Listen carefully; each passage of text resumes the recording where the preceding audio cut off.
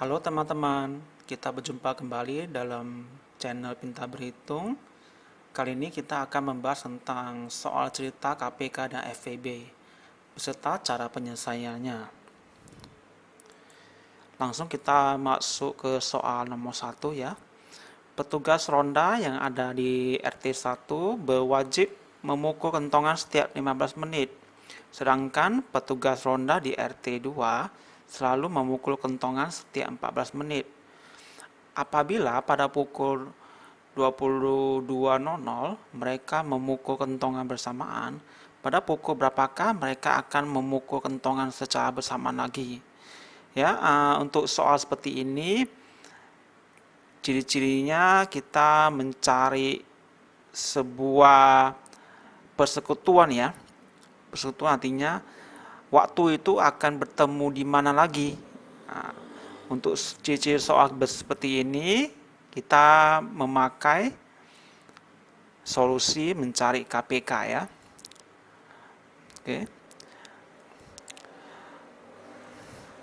Oke, mari kita jabarkan faktorisasi dari 14 menit dan 15 menit ya. 14 menit itu faktorisasinya 2 kali 7, 15 menit 3 kali 5. Untuk mencari KPK, ambil pangkat terbesar ya. Dimana nanti KPK dari 14 dan 15 adalah 2 kali 3 kali 5 kali 7. Hasilnya 210.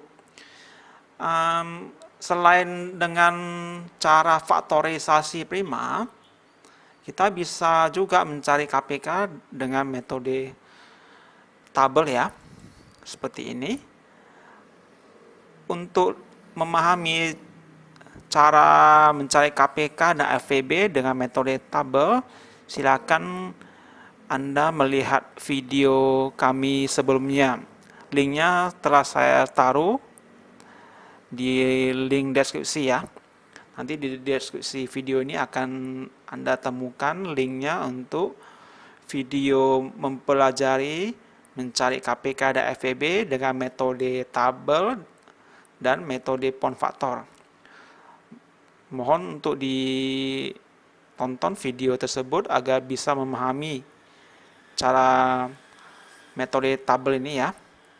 Dan saya berpendapat metode tabel ini merupakan metode yang paling cepat daripada metode pound faktor. Oke, silakan ditonton videonya. Oke, kita lanjutkan. Setelah kita mencari KPK-nya 210, maka kita kembali ke soal tadi ya. Tadi kan mereka memukul kentongan bersama pada pukul 22 ditambah 210 menit.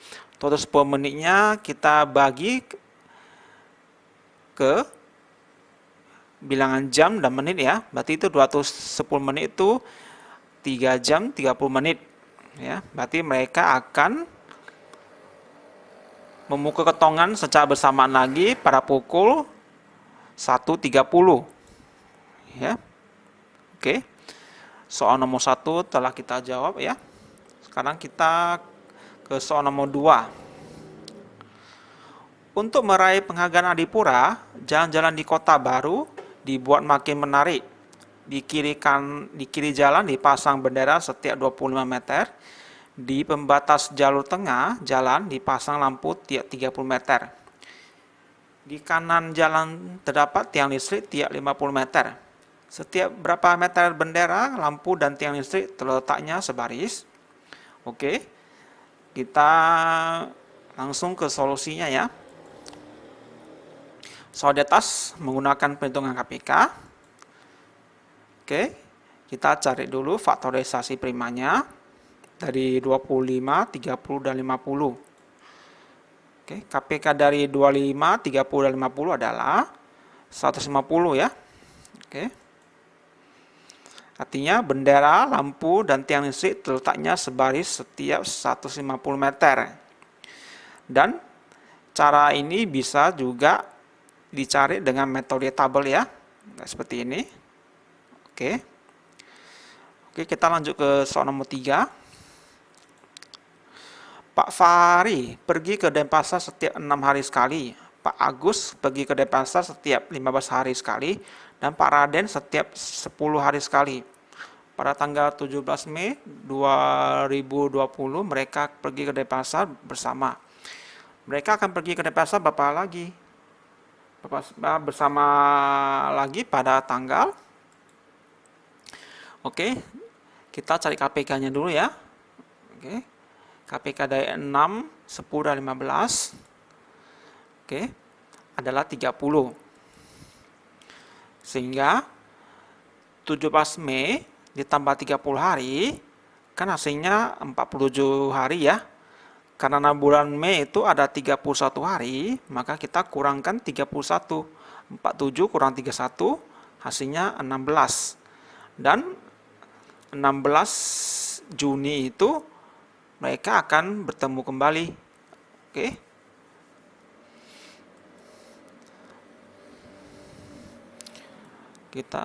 Metode tabelnya seperti berikut.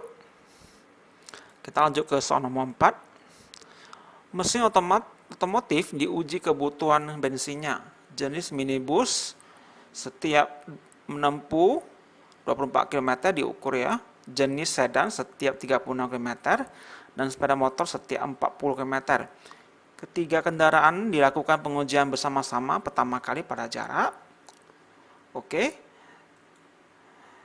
Soal di atas solusinya menggunakan perhitungan KPK ya. Kita cari dulu KPK dari 24, 36 dan 40 ya. Oke. Dan KPK-nya adalah 360. Jadi ketiga kendaraan dilakukan pengujian bersama-sama pertama kali pada jarak 360 km ya. Oke, dengan metode tabel seperti berikut ini. Baik, kita lanjut ke soal nomor 5. Ibu Fatima membuat parcel menggunakan 54 coklat dan 36 biskuit. Setiap parcel berisi coklat dan biskuit sama banyak. Ibu Fatima membuat parcel sebanyak. Oke. Karena soal di atas kita membagi beberapa bilangan ya ke dalam sebuah angka ya. Ingat ya, kalau ada soal dengan ciri-ciri membagi benda ya, maka soal itu solusinya menggunakan perhitungan FPB ya, membagi ya. Oke, kita cari faktorisasi dari 36 dan 54. Untuk mencari FVB, ambil faktor yang sama dan ambil pangkat terkecil ya. Sehingga FVB-nya adalah 2 kali 3 pangkat 2, 18. Artinya, Ibu Fatima dapat membuat parcel sebanyak 18 buah ya. Jadi nanti jawabannya adalah B. Dengan isi tiap parcel, 54 coklat bagi 18, 3 buah. Dan 36 biskuit bagi 18 sama dengan 2 ya. Oke. Demikian metode tabelnya seperti berikut ya. Baik, kita lanjut ke soal nomor 6. Pak Andi memberikan bantuan kepada anak-anak panti asuhan berupa 60 paket buku tulis, 120 buah pensil, dan 75 buah tas. Apabila setiap anak menerima bantuan yang sama banyak, maka jumlah anak terbanyak yang menerima sumbangan tersebut ada. Ingat ya, soal ini ciri khasnya adalah membagi barang ya. Sehingga nanti solusinya menggunakan perhitungan FPB. Baik, kita cari dulu faktorisasi prima dari 60, 75, dan 120. Jadi FPB-nya adalah 15 ya. Artinya anak yang menerima sumbangan tersebut ada sebanyak 15 orang. Dengan tiap paket berisi buku tulis 60 buah dibagi 15 sama dengan 4 buah. Pensil 120 buah bagi 15 sama dengan 8 buah. Tas 75 buah bagi 15 sama dengan 5 buah. Oke, kalau dengan metode tabel seperti berikut ya. Baik, demikian dulu ya 6 soal cerita ya yang berhubungan dengan metode pencarian KPK dan FPB ya. Jangan lupa untuk like, share, dan subscribe channel ini ya. Terima kasih teman-teman atas perhatiannya terhadap video ini. Semoga bermanfaat. Sampai jumpa di video kami yang berikutnya.